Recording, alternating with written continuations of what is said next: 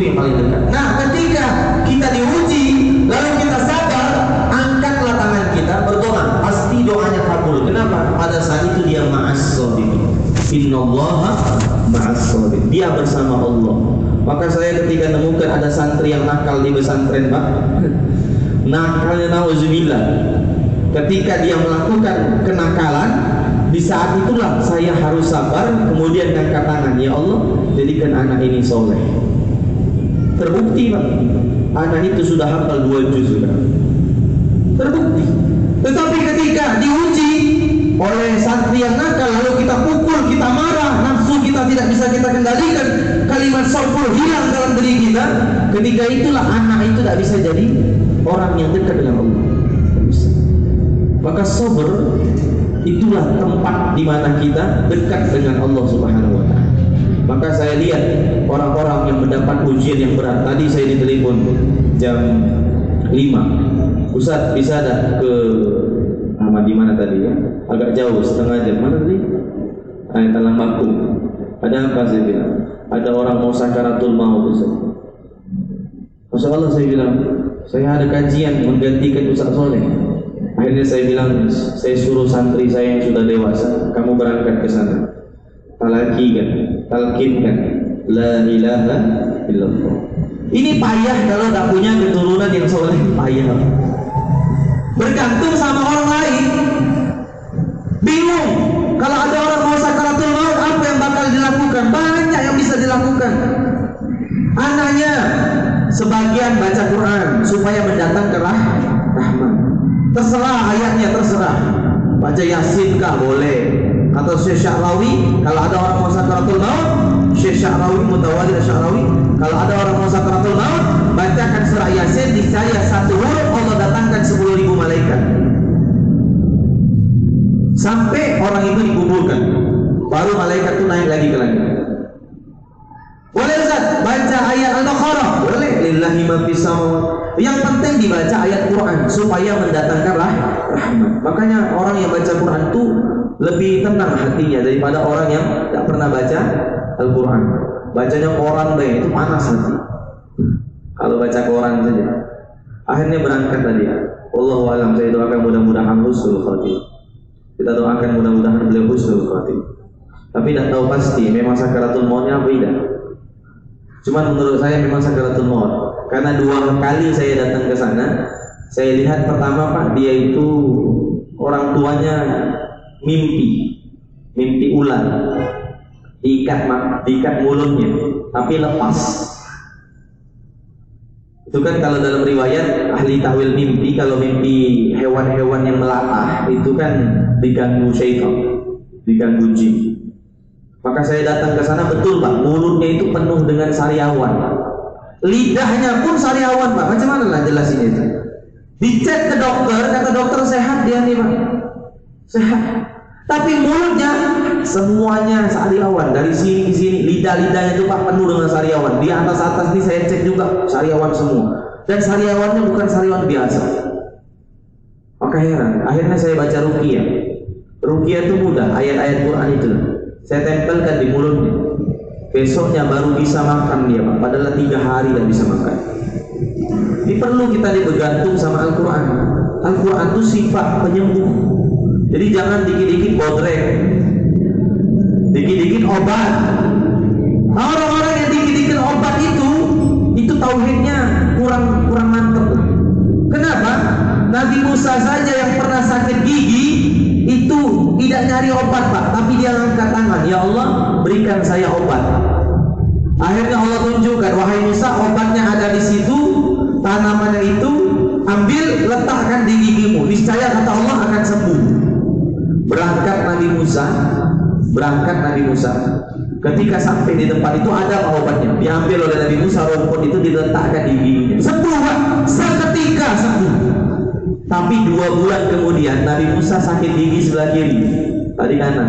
Sakit lagi. Ketika sakit gigi sebelah kanan, sebelah kiri, Nabi Musa langsung berangkat ambil obat. Ditempelkan, tidak sembuh. Ditanya oleh Nabi Musa, ya Allah, bukankah obatnya sama, tempatnya sama, caranya sama? Tapi kata Allah, ingatkah kau sakit pertama kau angkat tangan meminta kepadaku sehingga aku berikan obatnya. Tapi sakit kedua kau langsung bergantung kepada obat, seolah-olah obat itu sebagai penyembuh. Kan tauhidnya tidak kuat. Kalau tauhid yang kuat, dikena sakit sedikit itu bergantung sama Allah. Makanya di Arab itu, di Mekah itu rumah sakit sepi. Kenapa? Orang kalau sakit doa, zikir, sedekah, itu banyak Pak mukjizat yang terjadi di Mekah. Ada orang sudah kanker stadium 4, tapi dia bersedekah dengan beberapa dirham sembuh. Ini kan tergambar oleh kita, tauhidnya benar. Tapi kan hari ini kita dikit-dikit podre, apotik, wah. Seolah-olah kita tidak punya Allah yang punya asma Allah namanya Asy-Syifa. Kan dalam bahasa Arab dokter itu tabib. Tabib itu artinya yang mengobati, bukan yang menyembuhkan, yang mengobati. Kalau Allah kan jelas Asy-Syifa, yang maha penyembuh. Kalau tauhid kita betul, sebelum kita makan obat, itu kita angkat tangan dulu. Ya Allah, jadikan makanan ini adalah obat. Ini dah pening kepala, tolong beli obat sana. Buka, bismillah.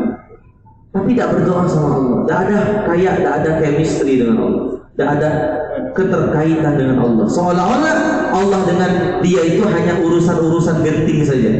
Urusan-urusan yang mepet. Oh, kalau balak sudah datang, masalah sudah besar, barulah dia angkat tangan, ya Allah, ya Tuhan, Tuhan nangis. Duit aku tinggal 12.000 itu dah nangis. Masya Allah. Pas mepet itu baru doa. Padahal kalau tauhid kita betul, nanti kita akan lebih bergantung kepada Allah daripada yang lain. Nah itu saja dulu, nanti Ustaz Soleh lanjutkan. Kalau saya ini kalau menafsirkan satu ayat agak repot Pak, banyak ceritanya. Karena satu ayat itu tidak bisa diceritakan dengan makna balaghah saja atau bahasa Arab saja, tidak bisa.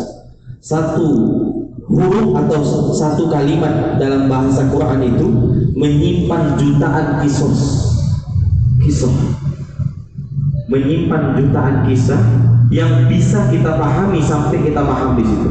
Makanya saya cukup di kalimat al-jauh saja, ketakutan yang mendekatkan diri kepada Allah. Karena waktu kita tidak banyak, sholat isya kita tinggal 9 menit lagi. Wassalamualaikum warahmatullahi wabarakatuh. Boleh nanya jawab satu saja atau dua boleh.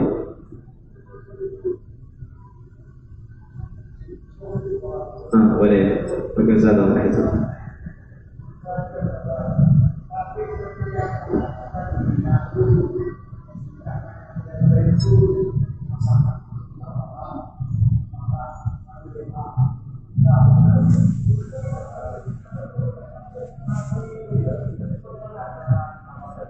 Ya, ketika ujian itu tidak pernah habis, misalnya dipitnah terus, dicaci terus, maka solusinya cuma dua.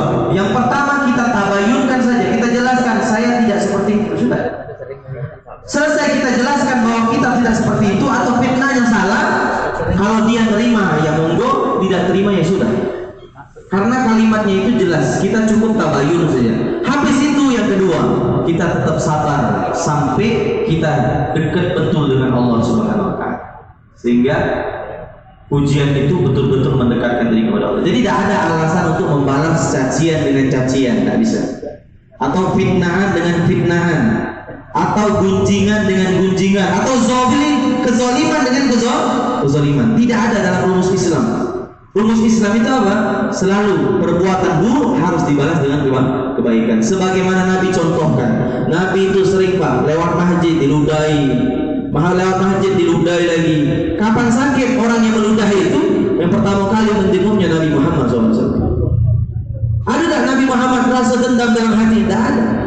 Ali bin Abi Thalib ketika beliau lagi duduk dalam satu majelis ilmu diludahi Pak.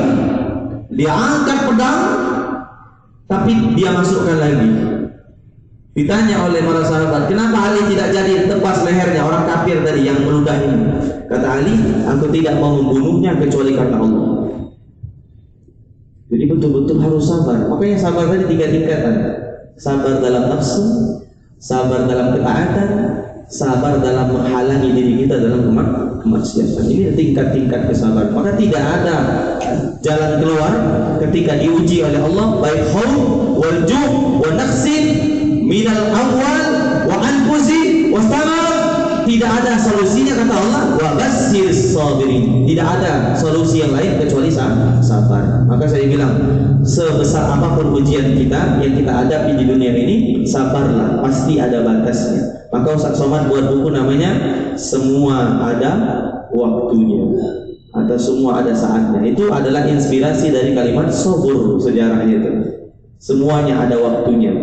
Termasuk rezeki, tidak perlu kita menyikut sini, ikut kanan, tidak perlu, nanti ada jalan keluarnya. Rezeki sudah dijamin. Atau pangkat kita goyang, santai saja.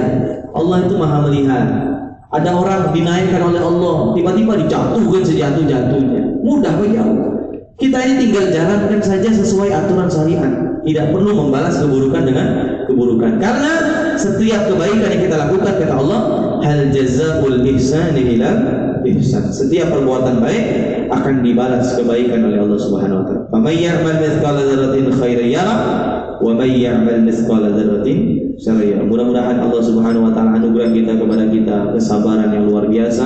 Kemudian Allah berikan kepada kita kesabaran dalam rumah tangganya, kesabaran di dalam melaksanakan kehidupan, kesabaran dalam mentaati Allah, kesabaran dalam kemaksiatan. Mudah-mudahan Allah jadikan kita salah satu kelompok yang masuk surga karena berkat kesabaran. Dan Allah Subhanahu wa taala anugerahkan kepada kita hati sebagaimana hati Nabi Ayub. Dan Allah jadikan hati kita bersih dan penuh dengan kesabaran dalam segala melewati ujian Allah Subhanahu wa taala. Amin ya rabbal alamin. Subhanakallahumma bihamdika asyhadu an la ilaha illa anta astaghfiruka wa atubu ilaik. Wassalamu alaikum warahmatullahi wabarakatuh.